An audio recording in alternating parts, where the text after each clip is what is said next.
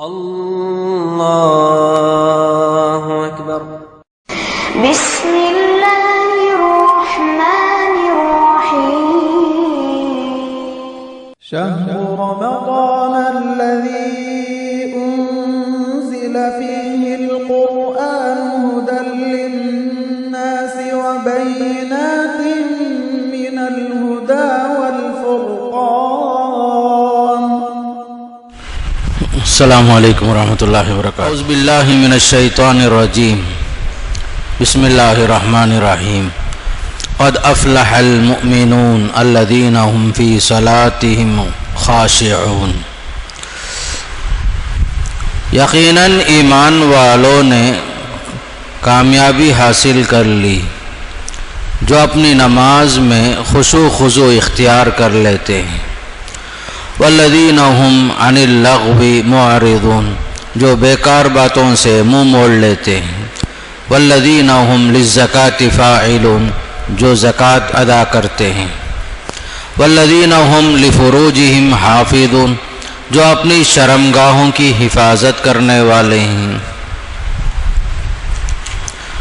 الا علی ازواجہم او ما ملکت ایمانہم فانہم غیر ملومین، سوائے اپنی بیویوں اور ملکیت کی لونڈیوں کے، یقیناً یہ ملامتیوں میں سے نہیں ہیں۔ سورہ مومنون مکی صورت ہے۔ اس صورت میں اللہ تعالیٰ نے صورت کے شروع میں ہی ایمان والوں کے کامیاب ہونے کے لیے ان کی 7 صفات ذکر کیا ہے۔ 7 صفتیں ہیں جن کے اندر یہ 7 صفتیں ہوں گی وہ لوگ کامیاب ہوں گے فرمایا۔ پہلی صفت یہ ہے کہ ایمان والے جو کامیاب ہونے والے ہیں نمازوں میں خشوع و خضوع اختیار کرتے ہیں۔ نماز میں خشوع و خضوع کا مطلب یہ ہے کہ پوری یکسوئی کے ساتھ، پورے اطمینان کے ساتھ نماز پڑھتے ہیں۔ نماز کی حالت میں ادھر ادھر کے خیالات ان کے اندر پیدا نہیں ہوتے، وسوسوں سے ان کی نماز خالی ہوتی ہے۔ اللہ کی عظمت اور اس کی جلالت کا تصور نماز کے دوران آتا ہے۔ جب آدمی نماز پڑھے، اللہ کا خوف اس کے سامنے ہو، اس کی عظمت، اس کی جلالت کا تصور سامنے آئے، بیکار چیزوں سے آدمی بچ جاتا ہے۔ اسی لیے حدیث میں آتا ہے وَاعْبُدُ اللَّهَ كَأَنَّكَ تَرَاهُ، تم اللہ کی بندگی ایسے کرو جیسے تم اللہ کو دیکھ رہے ہو۔ نماز میں خاص کر اللہ کی بندگی اس طرح ہو گویا کہ ہم اللہ کو دیکھتے ہیں۔ فَإِن لَّمْ تَكُن تَرَاهُ فَإِنَّهُ يَرَاكَ، اگر آپ کے اندر یہ تصور نہیں آیا کہ تم اللہ کو دیکھ رہے ہو، اتنا تو یاد رکھو اللہ تم کو دیکھ رہا ہے۔ کتنی بڑی بات آئی حدیث میں۔ نماز میں خشوع و خضوع پیدا کرنے کے لیے یہ تصور آ جائے کہ ہم کس کے سامنے کھڑے ہیں؟ اللہ کے سامنے کھڑے ہیں، پوری یکسوئی کے ساتھ، اطمینان کے ساتھ اللہ تعالیٰ کے سامنے کھڑے ہونے کا تصور جب آدمی خاص کر نماز میں یہ کیفیت پیدا کر لے، اس کے اعضاء میں، اس کے جوارح میں یکسوئی پیدا ہوگی، اور نماز میں ادھر ادھر دیکھنے کی جو کیفیت ہے وہ سب ختم ہو جائے گی۔ بعض لوگ نماز میں رہتے تو ہیں، ان کے اعضاء اور جوارح میں سکون نہیں ہوتا۔ یہ سب چیز خشوع و خضوع کے خلاف ہے۔ تو خاص طور پر دنیا کے عام بادشاہوں کے سامنے جب آدمی کھڑے گا، بڑے سے بڑے عہدے دار کے پاس جب کھڑے گا، بیجا حرکت تو نہیں کرتا، جبکہ اللہ تعالیٰ بادشاہوں کا بادشاہ ہے۔ جب اس کے سامنے جب ہم نماز میں کھڑے تو خشوع و خضوع یقیناً جو ہے پیدا کرنا چاہیے۔ پہلی صفت کامیاب ہونے والوں کی نماز میں خشوع اختیار کرنا۔ دوسری صفت بیکار چیزوں سے منہ موڑ لینا۔ ہر وہ کام، ہر وہ بات جس کا کوئی فائدہ نہ ہو، ایسی باتوں کے پیچھے نہیں لگنا۔ ہر وہ کام یا ہر وہ بات جس سے کوئی فائدہ نہ ہو، نہ دینی نہ دنیاوی، ایسی چیز سے اعراض کر لینا۔ پھر اسی طرح تیسری صفت والذین هم للزکاة فاعلون، جو زکوٰۃ ادا کرتے ہیں۔ زکوٰۃ ادا کرنا، نماز پڑھنا، زکوٰۃ ادا کرنا۔ واقیموا الصلاۃ وآتوا الزکاۃ، اس میں بڑا نقطہ ہے۔ زکوٰۃ ادا کرنے والے خود جو ہے زکوٰۃ لینے والے کے پاس پہنچنا، تاکہ زکوٰۃ دینے والے کے اندر غرور پیدا نہ ہو، میں دے رہا ہوں۔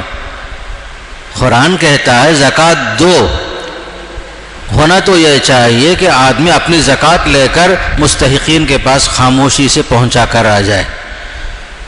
ایسا نہیں ہونا چاہیے کہ لوگ زکوٰۃ مانگنے کے لیے زکوٰۃ دینے والے کے پاس پہنچیں، اور وہ جو ہے دینے والا غرور کے ساتھ، تکبر کے ساتھ، اس کا نفس اپنے آپ کو بڑا سمجھنے لگے، اور لینے والا اپنی شان میں کمی محسوس کرے، ذلت محسوس کرے، رسوائی محسوس کرے۔ ایسا نہیں ہونا چاہیے۔ زکوٰۃ کے بارے میں قرآن کہتا ہے تم زکوٰۃ دو، تلاش کر کے دو، باقاعدہ جو ہے پہنچانا۔ یہ جو ہے خاص کر زکوٰۃ ادا کرنا ایک عبادت ہے۔ جب زکوٰۃ عبادت ہے تو اس میں زکوٰۃ دینے والے کے اندر عاجزی ضرور پیدا ہونا چاہیے۔ ضرورت مند تک پہنچ کر زکوٰۃ پہنچانا یہ زکوٰۃ ادا کرنے والے کے ذمہ ہے۔ پھر اور ایک صفت والذین هم لفروجہم حافظون، وہ اپنی شرمگاہوں کی حفاظت کرتے ہیں، شرمگاہ کی حفاظت کرتے ہیں، خاص کر کے زنا سے بچتے ہیں، صرف اپنی بیویوں سے اپنی خواہشات، جائز خواہشات پوری کرتے ہیں۔ خاص کر کے عصمت و عفت کی حفاظت بہت اہم چیز ہے۔ شرم اور حیا ایمان کا حصہ ہے۔ آدمی شادی شدہ ہو اور اپنی بیوی سے جب جائز خواہشات پوری کرتا ہے تو شریعت کی نظر میں اس میں بھی ثواب ہے، اسے جائز کام جائز طریقے سے کرنے میں ثواب ملتا ہے۔ جب یہ بات اللہ کے نبی علیہ السلام نے صحابہ سے فرمائی، صحابہ کو بڑا تعجب ہوا کہ ایک آدمی اپنی خواہشات پوری کرتا ہے، اس میں ثواب کی بات کیا ہے؟ تو اللہ کے نبی نے سوال کیا، بھلا بتاؤ تو صحیح، اگر وہ آدمی غلط راستے پر گیا، منہ کالا کیا کہیں اور جا کر، بدکاری کیا، کیا اس پر گناہ ہوگا یا نہیں ہوگا؟ تو صحابہ بولے ہاں یا رسول اللہ۔ تو فرمایا کہ اسی طرح جب آدمی صحیح راستے پہ کام کر رہا ہے، جائز طریقے سے خواہش پوری کرتا ہے، ثواب ملتا ہے، اس میں بھی اجر ہے۔ یہاں تک کہ اللہ کے نبی نے فرمایا ایک آدمی اپنی بیوی کے ساتھ اچھے انداز سے پیش آتا ہے، اچھے اخلاق سے پیش آتا ہے، اس کے منہ میں نوالا بھی رکھتا ہے، اس میں بھی اجر و ثواب۔ بیوی کے ساتھ اچھے انداز سے پیش آ کر بیوی کا حق ادا کر کے اس کے منہ میں جو ہے نوالا بھی اگر رکھتا ہے، اس میں بھی اجر و ثواب فرمایا صلی اللہ علیہ وسلم نے۔ پھر اور ایک چیز جو صفات میں سے جو کامیاب ہونے والوں کی صفات ہیں، یہ بھی فرمایا وہ لوگ امانت ادا کرتے، امانتوں کا پاس و لحاظ رکھتے۔ امانت بہت اہم چیز ہے، ایمان کے ساتھ امانت کا بڑا گہرا رشتہ ہے۔ حدیث میں آتا ہے، حضرت انس ابن مالک فرماتے ہیں جب بھی اللہ کے نبی خطبہ دیے آپ نے صاف صاف فرمایا لا ایمان لمن لا امانت لہو، اس کے ایمان کا کوئی بھروسہ نہیں جس کے پاس امانت داری نہیں، ولا دین لمن لا عہد لہ، جس کے پاس وعدے کا پاس و لحاظ نہیں، اس کے دینداری کا بھی کوئی بھروسہ نہیں۔ کتنی بڑی بات! امانت داری ایمان کا ایک حصہ، وعدے کا پاس و لحاظ یہ بھی ایمان کا حصہ۔ اسی لیے کامیاب ہونے والوں کی صفات میں یہ صفاتیں اللہ تعالیٰ نے بیان فرمائی، والذین هم علی صلاتہم یحافظون۔ آخری صفت کامیاب ہونے والوں کی، نمازوں کی نگہبانی کرتے ہیں، نمازوں کی حفاظت کرتے ہیں۔ ایسا نہیں کہ رمضان میں نماز پڑھ لیے پھر اس کے بعد سال بھر نماز کی پابندی نہیں، جمعہ پڑھ لیے، جنازہ میں شریک ہو گئے، اس کا نام جو ہے نماز کی محافظت نہیں ہے۔ زندگی بھر نماز ایک زندگی کا لازمی حصہ بن جائے، یہ لوگ کامیاب ہوں گے۔ جب کوئی مصیبت آئی تو کچھ لوگ فوراً جو ہے نماز کی طرف متوجہ ہوتے، عام حالات میں نماز نہیں پڑھتے. ایسا نہیں، کامیاب ہونے والوں کی صفت جو ہے ہمیشہ نماز پڑھنا، نماز کی پابندی کرنا. اس لیے کہ اعمال میں سب سے اہم عمل جس کے بارے میں سوالات ہوں گے قیامت کے دن، عبادات میں نماز ہی سے سلسلہ شروع ہوگا، نماز سے ہی سوالات شروع ہوں گے. پھر اللہ تعالیٰ نے خصوصاً کچھ نیک لوگوں کی 4 صفتیں بیان فرمائی سورہ مومنون کے اندر کہ نیک لوگ کون ہیں، ان کی صفتیں کیا ہیں، یہ بھی بیان فرمایا. ان الذین هم من خشیۃ ربهم مشفقون، یقیناً جو لوگ رب کی ہیبت سے ڈرتے ہیں، رب کی آیتوں پر ایمان رکھتے ہیں، رب کے ساتھ کسی کو شریک نہیں کرتے، جو کچھ دیتے ہیں ان کے دل لرزاں ترساں رہتے ہیں، اللہ کے راستے میں خرچ کرنے کے باوجود ڈرتے ہیں کہیں ایسا نہ ہو یہ عمل اللہ کے پاس مقبول ہوا نہیں ہوا، یہ خوف ان پر طاری ہوتا ہے. گویا کہ اللہ کے نیک بندوں کی صفتوں میں 4 اور صفتیں یہ بیان ہوئی. پہلی صفت رب کا خوف ہمیشہ مسلط، رب کی آیتوں پر ہمیشہ ایمان رکھنا، رب کے ساتھ کسی کو شریک نہیں کرنا. چوتھی صفت اس کے راستے میں دینے کے باوجود قبولیت کا خوف پیدا ہونا، پتہ نہیں اللہ کے پاس مقبول ہوگا نہیں ہوگا، یہ خوف ہونا چاہیے.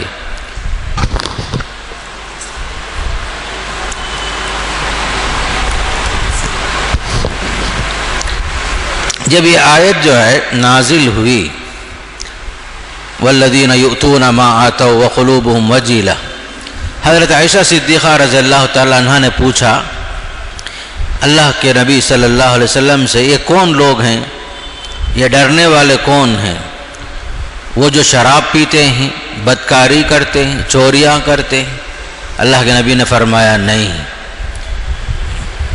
کیوں وہ لوگ ڈرتے ہیں؟ کیا وہ شرابی ہیں، بدکاری کرتے ہیں، چوریاں کرتے ہیں؟ اللہ کے نبی نے فرمایا اے صدیق کی بیٹی وہ لوگ نہیں ہیں یہ. فرمایا وہ یہ لوگ ہیں جو نماز بھی پڑھتے ہیں، روزہ بھی رکھتے ہیں، صدقہ و خیرات بھی کرتے ہیں، لیکن ڈرتے ہیں کہیں یہ نامقبول نہ ٹھہر جائے. اتنا سب کرنے کے باوجود اللہ کے پاس پسند نہیں ہوا تو کیا ہوگا؟ نماز بھی ہے، روزہ بھی ہے، صدقہ خیرات بھی ہے، اس کے باوجود اللہ کا ڈر، اللہ کا خوف مسلط. پتہ نہیں اللہ بول دیا تمہارا عمل میں خلوص نہیں ہے، یہ تمہارا عمل بیکار ہے، تم نے جو عمل کیا ہے اس کے اندر ریاکاری آ گئی ہے، یہ عمل اللہ کو پسند نہیں آیا، تب کیا ہوگا؟ پوری نماز بیکار، روزہ بیکار، صدقہ بیکار، زکوٰۃ بیکار، سب بیکار ہو جائے گا. تو ایسے لوگ ہیں یہ. ہم لوگ کیا ہے، روزہ رکھ لیے، نماز پڑھ لے، خوش ہو جاتے، ماشاءاللہ بہت بڑا کام ہو گیا. ایسا نہیں، عبادت کے باوجود اللہ کا خوف مسلط ہونا، پتہ نہیں یہ عبادت کما حق ہوئی یا نہیں ہوئی، اللہ قبول کرے گا یا نہیں کرے گا، یہ ڈر پیدا ہونا یہ اصل چیز ہے. اسی لیے اس صورت میں اللہ تعالیٰ نے ایک اہم آیت رسولوں سے خطاب فرمایا، یا ایھا الرسل کلوا من الطیبات واعملوا صالحا. اے اللہ کے رسولو تم پاکیزہ چیزیں کھایا کرو. پاکیزہ سے مراد حلال چیزیں کھایا کرو اور عمل صالح کرو، نیک عمل کرو. انی بما تعملون علیم. رسولوں سے فرمایا اے رسولو تمہارے اعمال سے میں اچھی طرح واقف ہوں. یہ آیت بڑی اہم آیت ہے. رسولوں کو حکم ہو رہا ہے تم جو ہے حلال چیز کھاؤ، پاکیزہ چیزیں کھاؤ. کیوں؟ اعمال کی قبولیت کے لیے عقل حلال شرط ہے. عمل قبول ہونے کا اہم شرط ہے عقل حلال، روزی حلال ہو. جو حکم اللہ رسول کو دیا ہے، رسولوں کو دیا، وہی حکم اہل ایمان کو بھی دیا. یا ایھا الذین آمنوا کلوا من طیبات ما رزقناکم. مطلب یہ ہے حلال چیزوں کا اثر ہوتا ہے اعمال کی قبولیت میں. بظاہر ہم خوش ہو جاتے ہیں، عقل حلال کا تصور بھی نہیں ہوتا الا ماشاء اللہ، جبکہ عبادت کی قبولیت عقل حلال کے ساتھ ہی ہے۔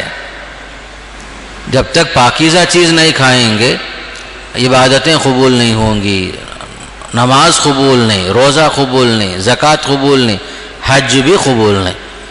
حدیث میں آتا ہے ایک آدمی لمبا سفر کر کے حرم شریف پہنچ جاتا ہے، مکہ مکرمہ، احرام میں ہے، پراگندہ بال ہیں، لبیک اللہم لبیک لبیک لا شریک لک لبیک بول کر تلبیہ کے ساتھ پہنچتا ہے۔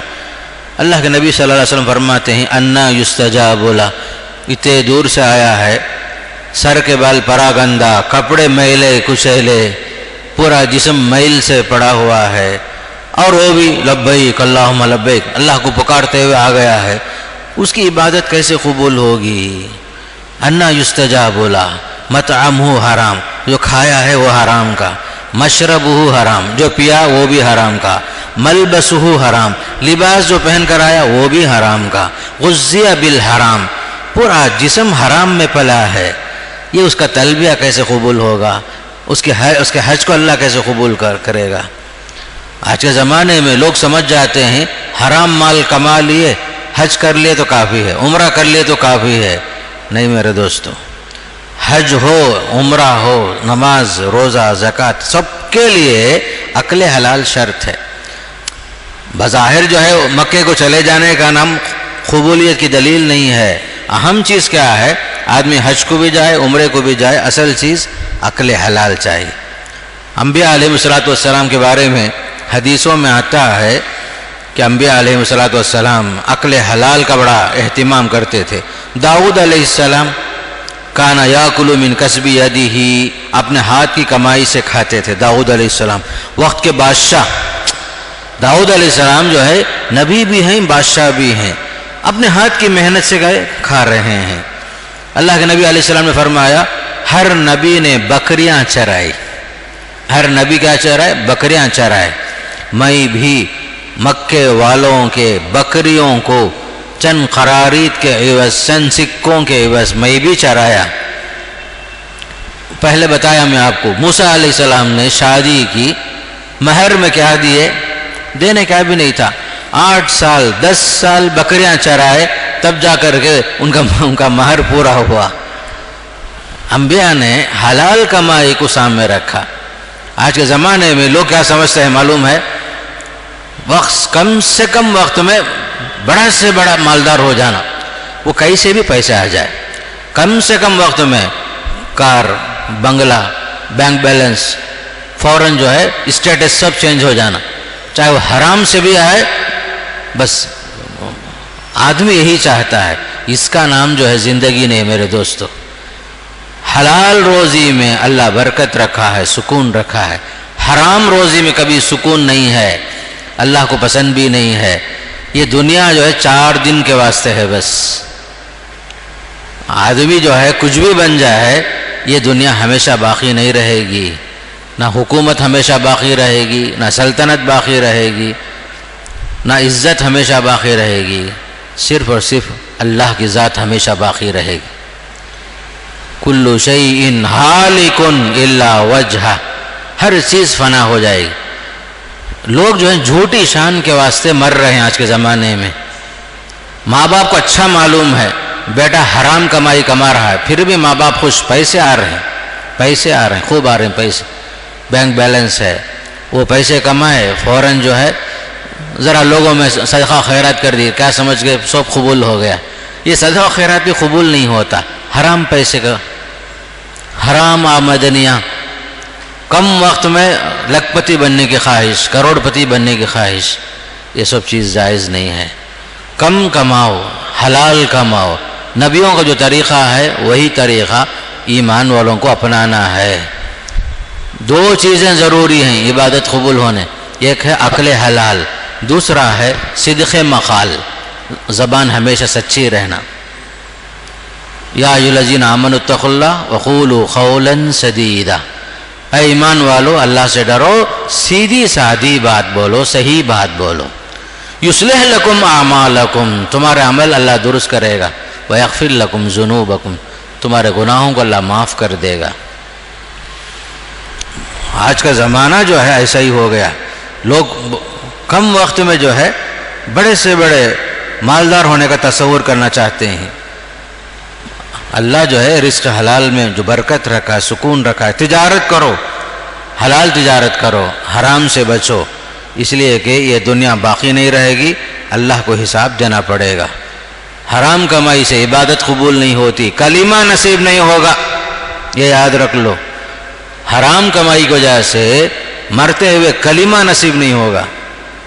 حرام سے بچو، انٹرسٹ کے پیسوں سے بچو، سود کے پیسوں سے، سودی کاروبار سے، جتنے حرام راستے ہیں ان سب سے بچنا ضروری ہے، ورنہ جو ہے ایک مسلمان کے لیے سب سے بڑا نقصان یہی ہے، عمل تو کیا ہوگا لیکن وہ عمل قبول نہیں ہوگا، اس لیے کہ وہاں عقل حلال نہیں ہے۔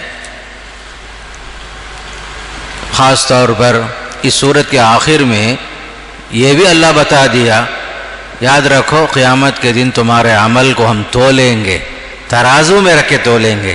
فمن ثقلت موازینہ فاولئک هم المفلحون، جس کا پلڑا بھاری ہوا وہ کامیاب ہو گیا، جس کا پلڑا ذرا نیچے اتر گیا تباہ ہو گیا وہ شخص۔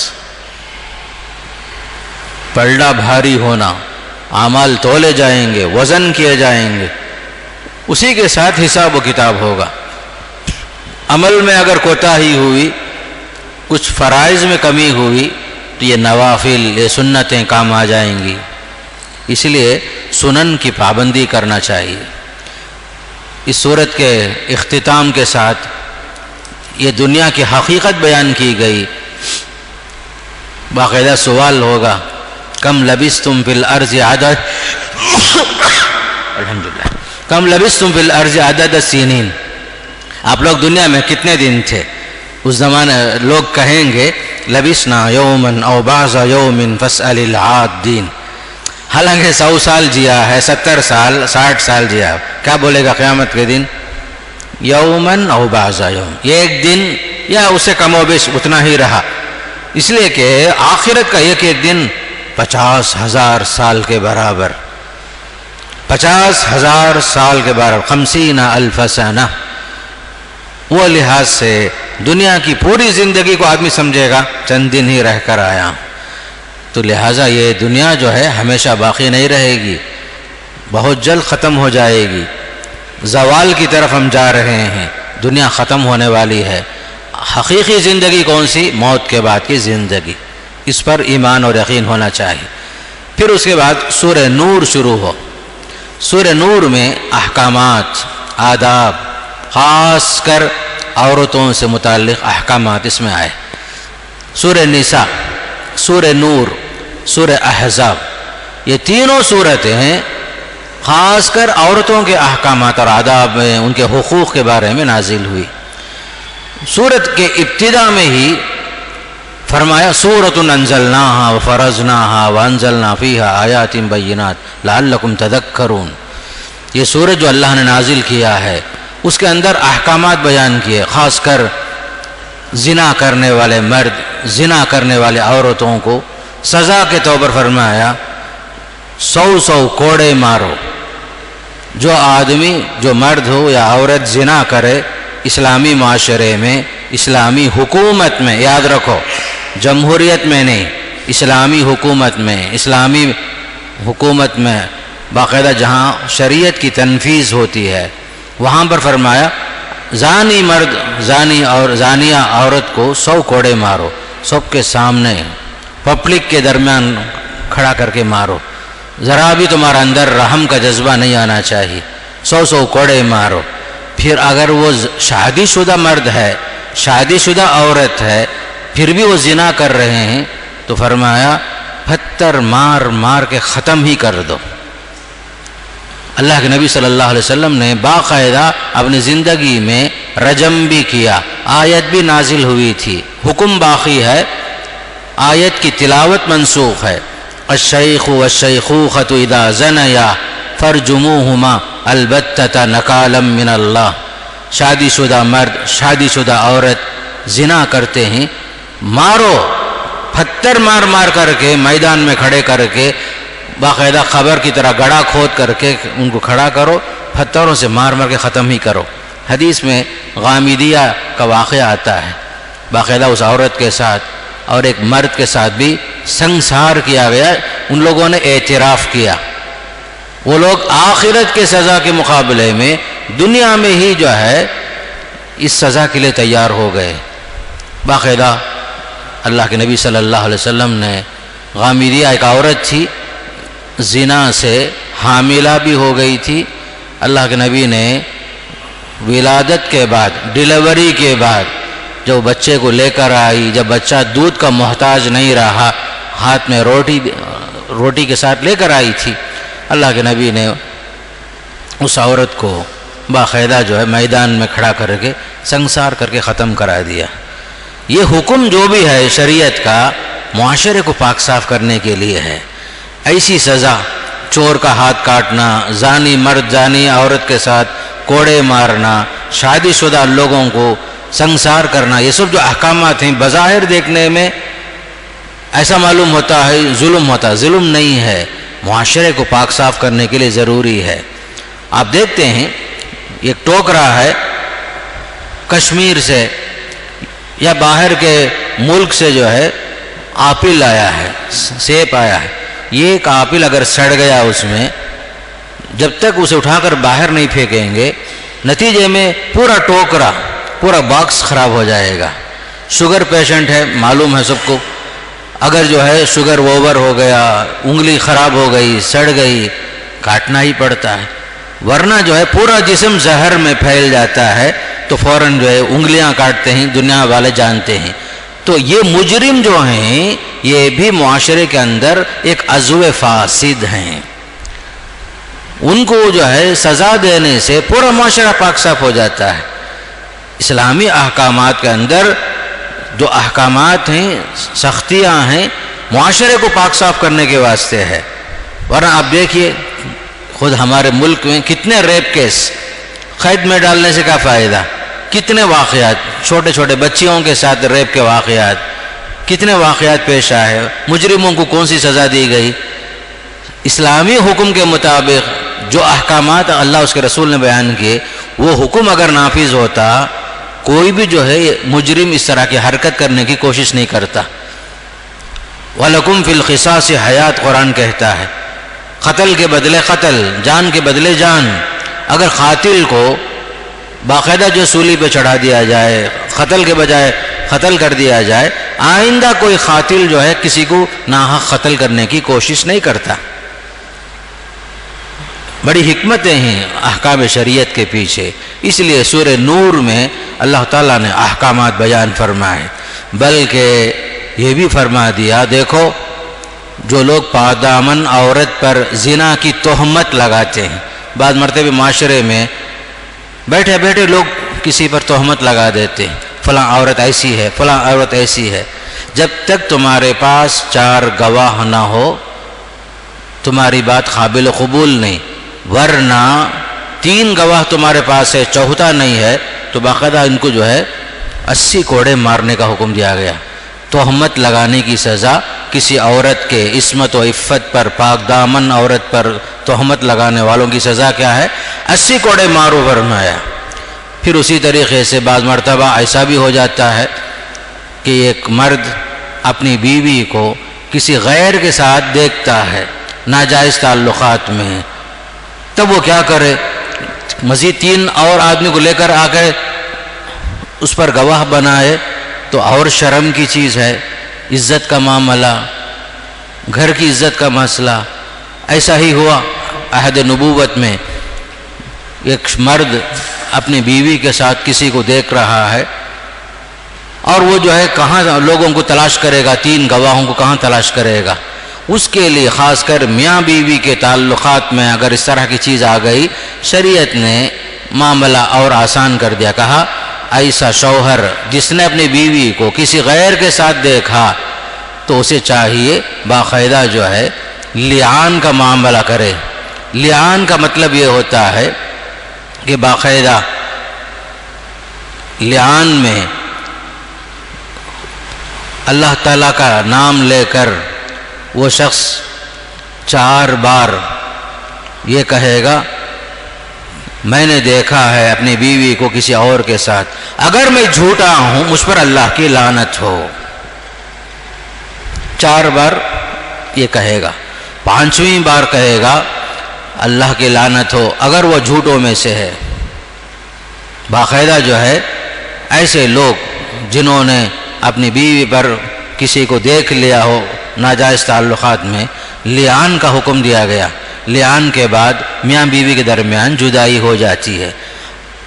اسی طرح عورت کہتی ہے نہیں، تو وہ عورت کو چاہیے وہ بھی جو ہے 4 مرتبہ قسم کھائے، کہے اللہ کی لعنت ہو جھوٹے پر، اگر میں جھوٹی ہوں تو مجھ پر جو ہے اللہ کی لعنت ہو. مرد بھی جو ہے قسم کھا سکتے ہیں اور اپنے اوپر لعنت کے الفاظ استعمال کر سکتے ہیں، اور بیوی بھی جو ہے اس طرح کے الفاظ استعمال کر کے اپنے برات کو ثابت کرے. ممکن ہے شوہر جھوٹا بھی ہو سکتا، ممکن ہے بیوی جھوٹی ہو سکتی. تو ایسی صورت میں معاملہ اس طرح ہو جائے تو یہ حکم اللہ تعالیٰ نے یہ بیان فرمایا کہ خاص طور پر اپنے آنکھوں سے دیکھ لینے کے بعد بد چلن بیوی کو برداشت کرنا بھی مشکل ہو جاتا ہے. تو شریعت نے اس کا یہ حل پیش کیا، یہ شخص عدالت میں حاکم کے سامنے 4 مرتبہ اللہ کی قسم کھا کر یہ کہے گا وہ اپنی بیوی پر زنا کی تہمت لگانے میں سچا ہے، میں نے دیکھا میں نے دیکھا میں نے دیکھا. یا بچہ جو عورت حاملہ ہے وہ کہے کہ یہ بچہ میرا نہیں ہے. 5ویں مرتبہ کہے گا اگر وہ جھوٹا ہو تو اس پر اللہ کی لعنت ہو. ایسا ہی ہوا، اللہ کے نبی صلی اللہ علیہ وسلم کے زمانے میں معاملہ ایسا ہی ہوا. خاوند کے جواب میں بیوی بھی 4 مرتبہ قسم کھا کر یہ کہے گی وہ جھوٹا ہے. 5ویں مرتبہ کہے اگر اس کا خاوند سچا ہے اور میں جھوٹی ہوں تو مجھ پر اللہ کا غضب نازل ہو، اللہ کا غصہ مجھ پر نازل ہو. تو اس صورت میں وہ زنا کی سزا سے تو بچ جائیں گے. یہ کیوں ہے؟ میاں بیوی کو شادی شدہ ہیں اور زنا کے لیے زنا کا معاملہ آ گیا تو رجم کا مسئلہ وہاں الگ ہے، پتھر سے مارنے کا معاملہ الگ ہے. یہاں جو ہے معاملہ ہلکا کیا گیا، دونوں جو ہے قسمیں کھائیں گے، دونوں جو اس طرح کے الفاظ استعمال کریں گے، اس کے بعد ان دونوں کے درمیان ہمیشہ کے لیے جدائی ہو جائے گی. اس طرح کی جدائی ہو جائے گی، اسے لعان کہتے ہیں. دونوں کے لیے ہی اس میں عافیت ہے. تو اس طرح خاص طور پر ایک حکم یہ بھی اللہ تعالیٰ نے سورہ نور میں یہ بھی بیان فرما دیا. اس صورت میں حضرت عائشہ صدیقہ رضی اللہ تعالیٰ عنہ پر منافقوں نے خاص کر تہمت لگایا، اس کا بھی ذکر ہے. دیکھیے اللہ کے نبی صلی اللہ علیہ وسلم کے ساتھ کیسی کیسی آزمائش. منافقوں نے، یہودیوں نے آپ کی دعوت کو روکنے کی ہر طرح کوشش کی، لوگوں کو اسلام سے روکے، آپ کو شاعر بولے، جادوگر بولے، مجنون بولے، سب کچھ کیے، لیکن اسلام کی دعوت پھیلتی جا رہی تھی، اسلام کی دعوت کو روک نہیں سکے. انہوں نے جو ہے ایک گھٹیا حرکت یہ کی، ایک جنگ میں حضرت عائشہ صدیقہ رضی اللہ تعالیٰ عنہا جو ہے ذرا تاخیر سے پہنچی، ان کا کوئی ایک ہار گم ہو گیا تھا، وہ تلاش کرتے رہ گئی. بعد میں آپ صلی اللہ علیہ وسلم کے ساتھ آ کر کے مل گئی تھی قافلے میں وہ. تو بہرحال اس موقع کو غنیمت جان کر منافقوں نے ام المومنین حضرت عائشہ صدیقہ رضی اللہ تعالیٰ عنہ کی عصمت و عفت پر ایک جملہ کہا کہ یہ معاملہ گڑبڑ ہے، نعوذ باللہ من ذالک. حضرت عائشہ صدیقہ پر الزام لگا دیے، تہمت لگا دیے. اللہ کے نبی صلی اللہ علیہ وسلم جو ہے اس سے بے خبر تھے، گویا کہ صفوان کے ساتھ مطعون کر دیا ان لوگوں نے، حالانکہ دونوں ان باتوں سے بے خبر تھے.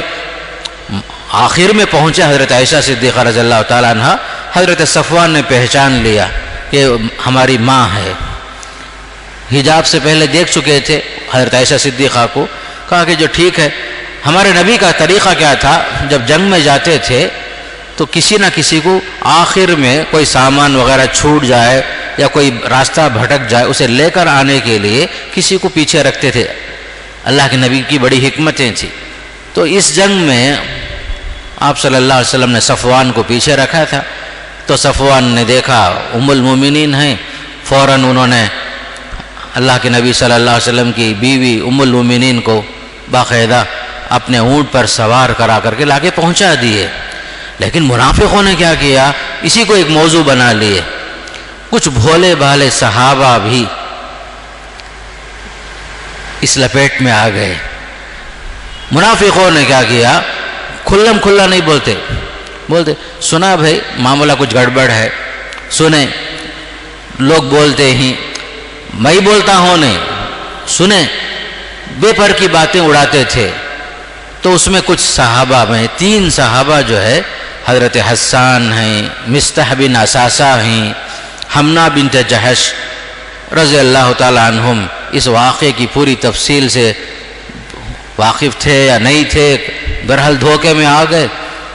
اللہ کے نبی صلی اللہ علیہ وسلم پریشان ہوئے، حضرت عائشہ صدیقہ پریشان ہوئی، یہاں تک کہ اللہ کے نبی صلی اللہ علیہ وسلم نے حضرت عائشہ کو اجازت دے دی اپنے ماں کے گھر جاؤ،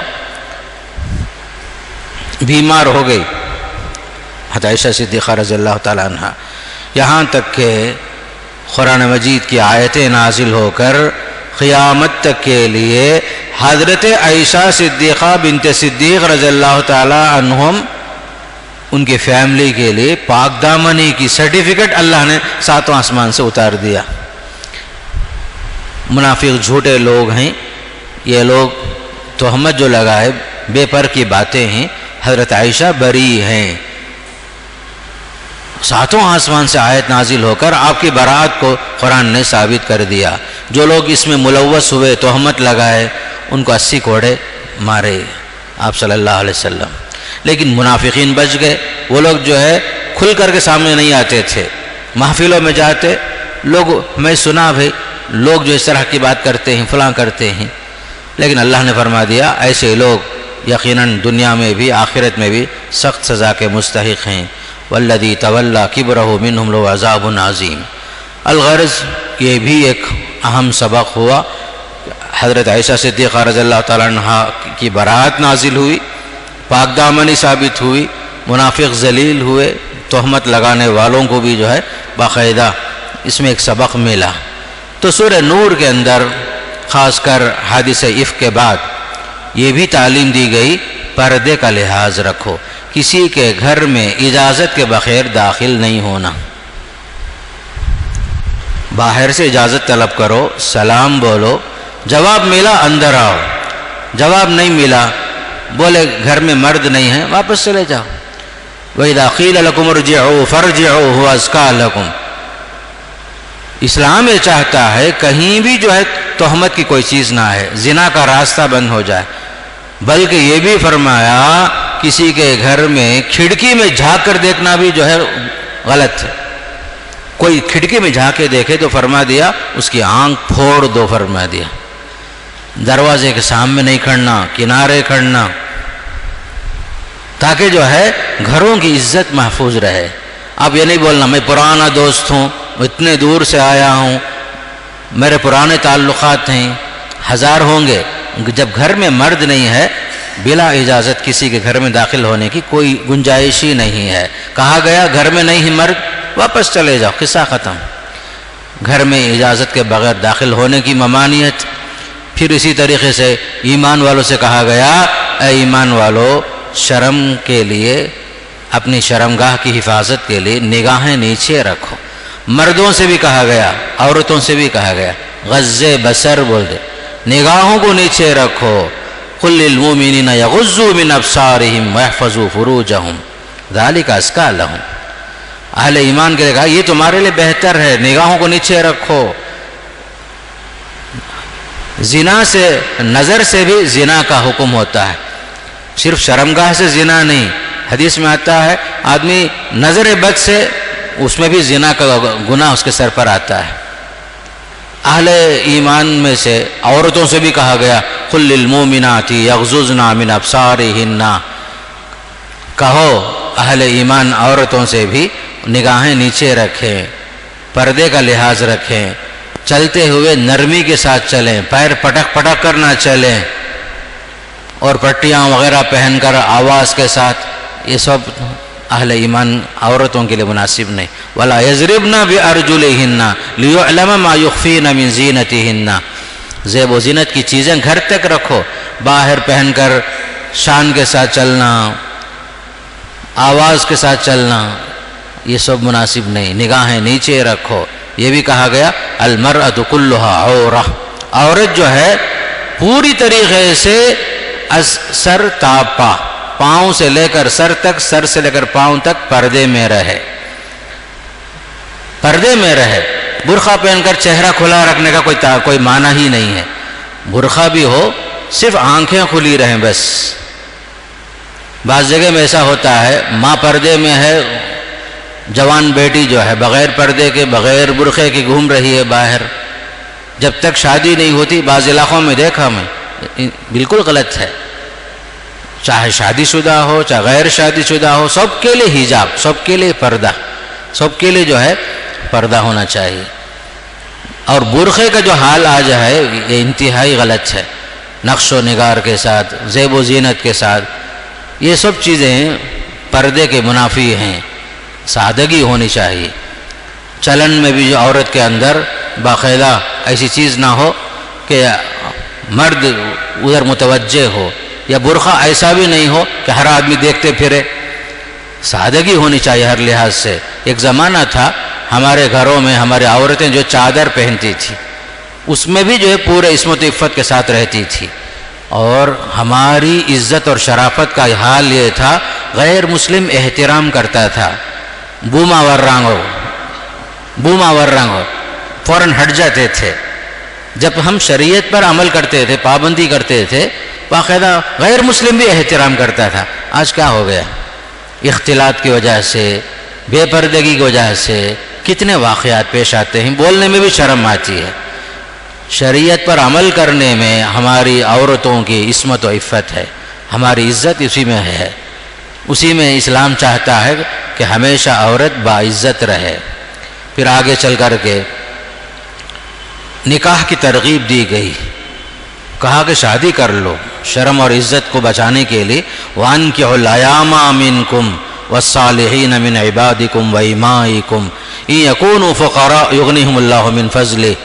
بعض لوگوں سے کہا جا رہا ہے اگر تم میں سے کچھ لوگ شادی کرنا چاہتے ہیں، نیک مرد بھی ہیں، غلام کیوں نہ ہو، لونڈی کیوں نہ ہو، ان سب کی شادی کر دو. یہ مت سمجھو بینک بیلنس جمع ہونے کے بعد شادی کریں گے. اس میں ایک بڑا نقطہ بیان ہوا. نکاح جو ہے فخر و فاقہ دور کر دیتا ہے. لوگ کیا سمجھتے ہیں میں اچھا کمانے کے بعد شادی کروں گا. یہاں ایک نقطہ بیان کیا، إِن يَكُونُوا فُقَرَاءَ يُغْنِهِمُ اللَّهُ مِنْ فَضْلِهِ. اگر یہ شادی شدہ جوڑے غریب ہیں، فقیر ہیں، اللہ اس نکاح کے ذریعے سے ان کو بے نیاز کرے گا، دولت سے نواز دے گا. نکاح جو ہے فخر و فاقہ دور کرنے کا بھی ذریعہ، نکاح جو ہے عصمت و عفت کی حفاظت کا ذریعہ. پیارے نبی صلی اللہ علیہ وسلم نے نوجوانوں سے فرمایا یا معاشر الشباب، اے نوجوانوں کی جماعت شادی کر لو بھائی، اس سے تمہاری نگاہیں محفوظ ہوں گی، شرمگاہ محفوظ ہوگی. ٹھیک ہے اگر آپ کے اندر طاقت نہیں ہے شادی کرنے کی، روزہ رکھو، روزہ رکھو فرمایا. تو نوجوانوں سے بھی خطاب کر کے ہمارے نبی نے فرمایا شادی کر لو، نگاہیں محفوظ ہوں گی، شرمگاہیں محفوظ ہوں گی فرما دیا اللہ کے نبی صلی اللہ علیہ وسلم نے. پھر اسی طریقے سے نابالغ بچوں کے لیے بھی آداب سکھائے گئے. وَإِذَا بَلَغَ الْأَطْفَالُ مِنْكُمُ الْحُلُمَ فَلْيَسْتَأْذِنُوا. جب بچے بڑے ہو جائیں ماں باپ کے کمرے میں آتے ہوئے بھی اجازت طلب کر کے اندر آئیں. خاص کر کے 3 اوقات ہیں. قرآن کیسی باتیں بیان کرتا ہے دیکھو. من قبل صلاۃ الفجر، فجر سے پہلے کا وقت، ظہر کے بعد کا وقت، عشاء کے بعد کا وقت. ماں باپ کے گھر میں بھی، ماں باپ کے کمرے میں بھی آنا ہے، اجازت طلب کر کے آؤ. ایک صحابی بڑے تعجب سے پوچھے یا رسول اللہ میں اپنی ماں کی خدمت کرتا ہوں، کوئی نہیں ہے تو کیا میں ماں کے کمرے میں جانے واسطے بھی اجازت طلب کرنا کیا؟ پوچھے. اللہ کے نبی نے فرمایا کیا تم یہ چاہتے ہو کہ تم ماں کو اس حالت میں دیکھو تم جس حالت میں تم دیکھنا نہیں چاہتے؟ کتنی بڑی بات ہے، حکیمانہ باتیں. اجازت طلب کرو، چاہے ماں کے کمرے میں آنا ہو، باپ کے کمرے میں آنا ہو، دروازہ کھٹکھٹا کر کے اندر آؤ. اسلام جو ہے شرم اور حیا کو ایمان کا حصہ بتاتا ہے، ایمان کا حصہ بیان کرتا ہے. اسی لیے کہا ثلاث عورات لکم، یہ 3 اوقات جو ہیں پردے کے اوقات ہیں، اس کا لحاظ کرو فرمایا. پھر سورہ نور میں گھر میں داخل ہوتے ہوئے سلام بولنے کا رواج پیدا کرنے کا حکم دیا. گھروں میں داخل ہو سلام کے ساتھ گھر میں آؤ، یہ بھی فرما دیا.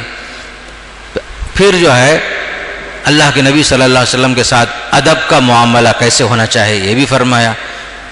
کچھ لوگ جو ہیں اس زمانے میں اللہ کے نبی صلی اللہ علیہ وسلم کو یا محمد یا محمد ایسے پکارتے تھے. آیت نازل ہوئی تم جو ہے رسول کو اپنے ساتھیوں کو بلانے کی طرح مت بلاؤ. لا تجعلوا دعاء الرسول بینکم کدعاء بعضکم بعضا. رسول تمہارے جو ہیں عام دوست نہیں ہیں، ان کا ایک اونچا مقام. یا نبی اللہ، یا رسول اللہ، یا ایھا الرسول، یا ایھا النبی، ایسا پکارو. یا محمد. بعض بدو لوگ آتے تھے، دیہاتی لوگ، دوپہر کا وقت ہوتا، باہر کھڑے ہو کر کے یا محمد اخرج، اے محمد باہر آؤ، ایسا پکارتے تھے. آیت نازل ہوئی یہ سب ادب کے خلاف. نبی کا مقام بہت اونچا مقام ہے. خاص کر ہمارے نبی صلی اللہ علیہ وسلم سید الاولین والآخرین کی حیثیت ہی کچھ اور ہے. دیگر نبیوں کو اللہ فرمایا یا آدم، یا ابراہیم، سب بولا اے ابراہیم، اے نوح، یا آدم، یہ سب یا موسیٰ یا ہارون وغیرہ استعمال ہوا. لیکن ہمارے نبی کو جو ہے کبھی بھی اللہ تعالیٰ نے یا ایھا الرسول، یا ایھا المدثر، یا ایھا النبی، یا ایھا المزمل اسی طرح پکارا. کہیں بھی جو ہے یا محمد اللہ نہیں بولا، یا محمد نہیں بولا، پورے ادب کے ساتھ، پورے احترام کے ساتھ.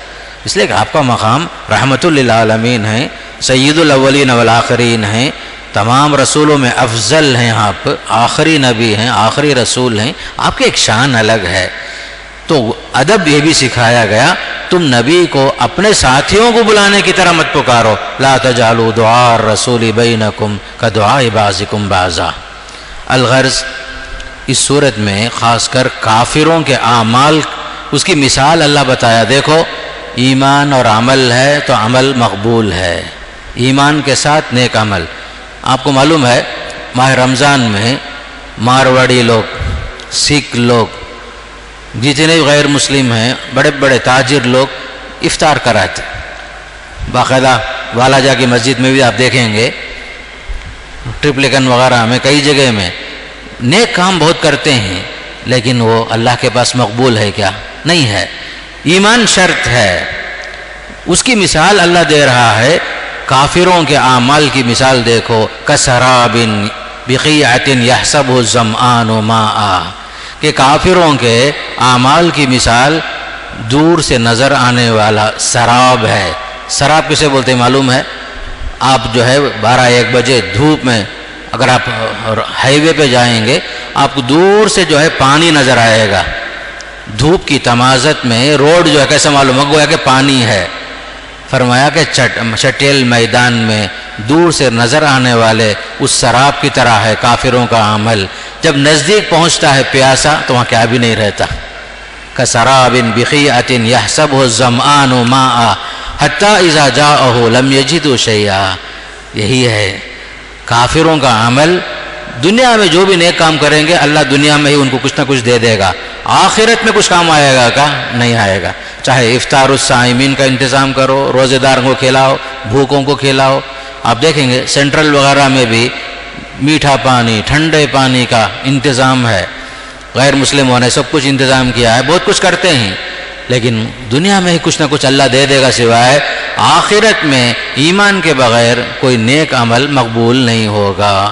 یہ جو خاص کر سورہ نور میں اللہ تعالیٰ نے صاف صاف بیان فرمایا ہے. یہ خود جو آداب ہیں، احکامات ہیں، ہماری عملی زندگی میں ان سب کو نافذ کرنا ہے. تبھی چل کر کے معاشرہ صحیح ہوگا، پاک صاف ہوگا، اور انسان کی زندگی میں سکون بھی آئے گا. اور جب تک ہم شریعت پر عمل کریں گے، خود بھی مطمئن رہیں گے، سکون سے رہیں گے، دنیا بھی جو ہے سکون کے ساتھ گزرے گی، اور آخرت میں اللہ تعالیٰ اجر سے بھی ہمیں محروم نہیں کرے گا. اللہ تعالی ہمیں سننے سے زیادہ عمل کرنے کی توفیق نصیب فرمائے۔ والسلام علیکم ورحمۃ اللہ وبرکاتہ۔